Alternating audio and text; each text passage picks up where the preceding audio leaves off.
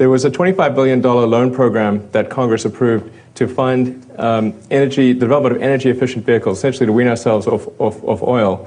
And ironically, the big three then came to Washington and said, no, give us that money for our day-to-day operations building gas guzzlers, which is obviously somewhat of a version of the intent.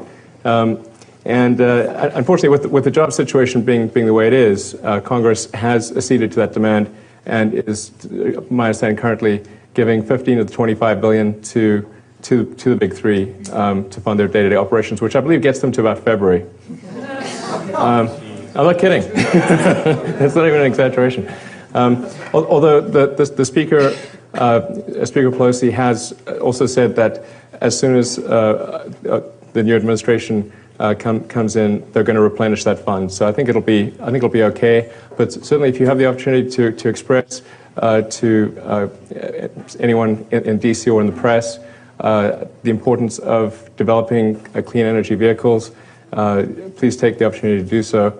And in the case of Tesla, Tesla actually is not applying for any bailout funds, although some of the press have mistaken that. What Tesla has done is applied for funding to develop lower-cost mass-market vehicles, and it's essentially the exact intent of the legislation.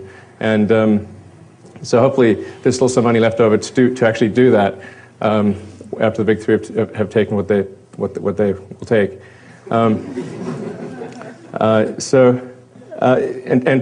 The Tesla Roadster, I think a lot of people are familiar with that. That's the two-seater sports car. In fact, my car, which is production unit 1, is parked outside. If anyone's curious to see it, there's also a Tesla Sales and Service Center on Santa Monica Boulevard. So if you want to pop in and take a look at the car at that time, you're also welcome to do so. We're about to deliver our 100th production Tesla next week. And that's, interestingly enough, our 100th customer is Sam Perry. If anybody watched when Obama won and Oprah was crying on some guy's shoulder,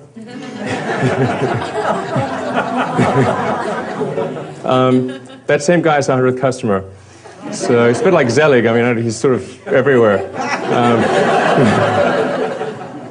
So anyway, he's a really great guy and lives in the Bay Area. He's going to take delivery of his car on Tuesday. So I'm going to hand him the keys personally and thank him for being a customer. So, there's an important point about Tesla, which is whenever somebody buys the Tesla Roadster, even though it's a $100,000, $109,000 sports car and it's kind of a fancy sports car, every penny that Tesla makes goes into development of lower-cost mass-market vehicles. So the company doesn't issue any dividends, nor will it ever. My salary is minimum wage. So I'm a volunteer, basically. It's just an important point because sometimes people think, well, gee, what's the point of making these expensive cars, which are sort of toys for rich people? How's that really helping the environment? The important point to bear in mind is that when you have new technology, it takes time to optimize that technology. If you think back to the early days of cell phones or laptops or pretty much anything new, it's expensive in the early days. Because the first job with a new technology is you've got to make it work. And then you make it in small volume, you sell those cars. But the critical point is that you can't get to the low-cost cars unless you start with the expensive cars. And that's a point that's sometimes lost.